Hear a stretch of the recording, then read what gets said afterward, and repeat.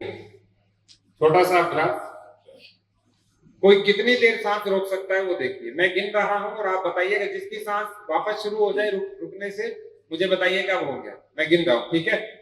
तो सांस मैं 3 करूंगा तब रोकेंगे। 1 2 3, सबकी सांस रुक जाए। और कब आप लेना शुरू कर रहे हो मुझे बताइएगा।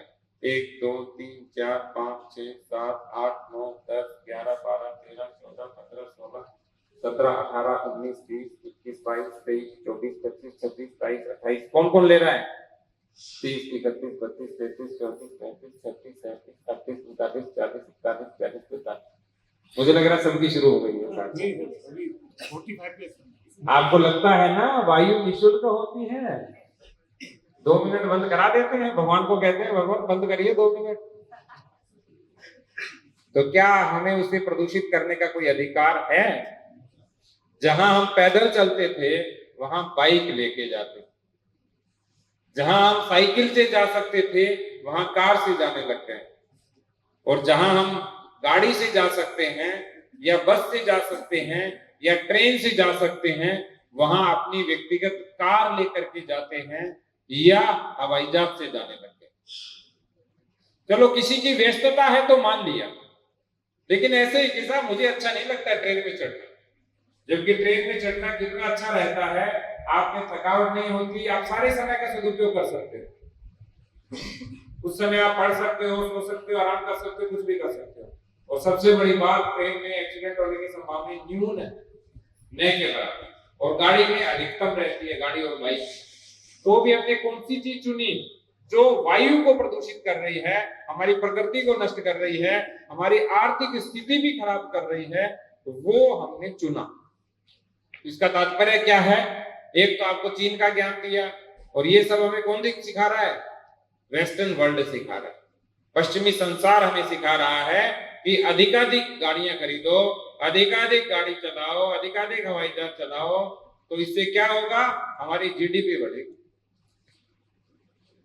हमें जीडीपी बढ़ानी है ना, लेकिन भारत की जीडीपी, जैसे भूटान अपनी प्रसन्नता का, खुशी का सूचकांक के आधार पे अपना पैमाना तय करता है, तो भारत की जीडीपी भारत के मानकों से तय होनी चाहिए, भारत की संस्कृति से तय होनी चाहिए, भारत की परंपराओं से तय होनी चाहिए।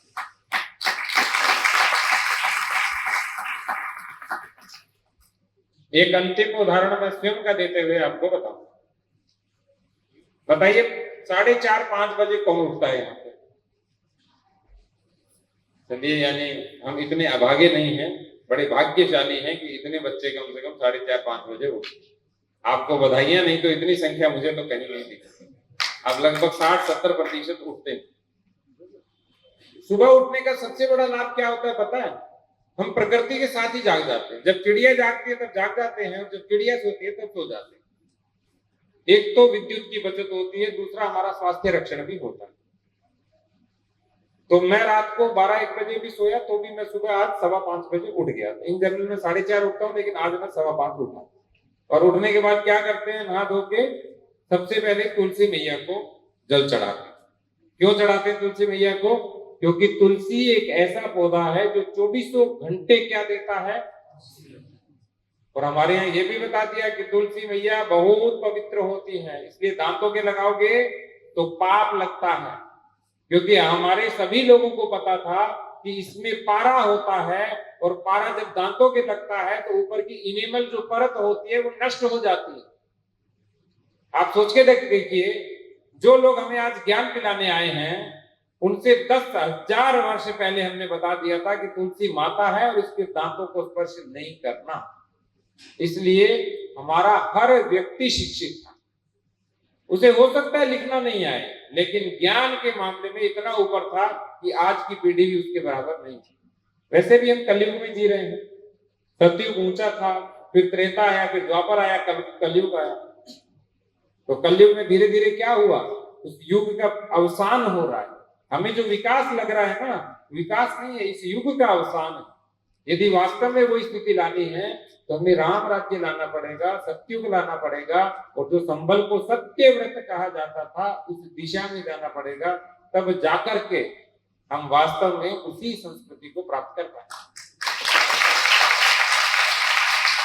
दूसरा काम हमारा क्या होता है, कदली वृक्ष को जल देना, केले के पेड़ को जल देना। कहते हैं इसमें लक्ष्मी नारायण भगवान का वास माना जाता है।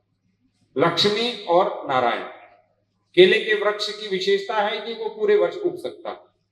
दूसरा, उसके पत्तों के ऊपर हम भोजन खा सकते हैं, वो पवित्र भी होता है, पौष्टिक भी होता है, स्वादिष्ट भी होता है, तीनों चीजें होती है उसके अंदर। अर्थात सात्विक भी है, पौष्टिक भी है और स्वास्थ्यप्रद सुरक्षित भी है। और लक्ष्मी का अर्थ क्या है, जब स्वास्थ्य रहेगा तो लक्ष्मी बढ़ेगी या घटेगी? बढ़ेगी। और नारायण का अर्थ क्या है, हमको विशेष कृपा मिलेगी, हमारी समृद्धि होगी ही होगी, हर क्षेत्र में समृद्धि होगी, इसीलिए उसमें लक्ष्मी नारायण भगवान का वास माना जाता है। फिर उसके बाद पीपल वृक्ष की पूजा होती है। पीपल के बारे में कहते हैं अश्वत्थ है सर्ववृक्षाणाम देवर्षिणां च नारद गंधर्वाणां चित्ररथ सिद्धानां कपिलो। और आगे क्या बोलते हैं, ये तो गीता में लिखा हुआ, मूल तो ब्रह्म रूपाय मध्य तो शिव रूपिणे अग्रतः शिव रूपाय वृक्ष राजा तेन आयु प्रजाम धर्म धान्यम सौभाग्यम सर्व संपदा देहि देव महावृक्ष त्वामहं शरणं गतः। क्यों बोलते हैं? इसलिए बोलते हैं क्योंकि हमें पता है कि जो वट वृक्ष होता है, जो पीपल का वृक्ष होता है, उसकी एक बड़ी विशेषता होती है। वो विशेषता क्या है? 24 घंटे ऑक्सीजन। आप रात को भी सोओगे उतनी ऑक्सीजन, बाकी पेड़ के नीचे तो हो सकता है आपको कुछ ना कुछ हो जाए, लेकिन पीपल के वृक्ष के नीचे सो गए तो आपको क्या मिलेगी? 24 घंटे। और पीपल के वृक्ष का एक और भी नाम है, पता है क्या नाम है? वंदना। पीपल के वृक्ष का नाम क्या है बताओ? पक्षियों का भंडार ग्रह। क्या कहते हैं? हाँ, सारे पक्षियों को भोजन मिलता है, सारे कीड़े मकोड़ों को भोजन मिलता है, जितने भी नीचे होते हैं ऊपर होते हैं, सबको क्या मिलता है? पर्याप्त भोजन देता है पीपल का वृक्ष। 15-20 फीट में जल मिलेगा, जहां पर जल क्या हो जाता है? समाप्त हो जाता है। इसलिए हमें क्या करना चाहिए? पीपल वृक्ष को जल चढ़ाना चाहिए। इसके अलावा हमारे यहाँ बेल को चढ़ाया जाता है, भगवान शिव का प्रतीक माना जाता है। और मैं तो खिजड़ी को भी, जिसको शमी का वृक्ष कहते हैं, उनको भी नित्य जलार्पण करता ही करता।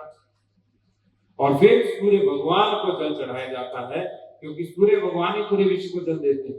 क्योंकि यदि ऊर्जा नहीं हो, वो वाष्पित नहीं हो, वो संघनित होकर के बादल नहीं बनेंगे और उसके बाद वर्षा नहीं होगी तो कैसे जल मिलेगा? तो सूर्य भगवान को जल चढ़ाया जाता है।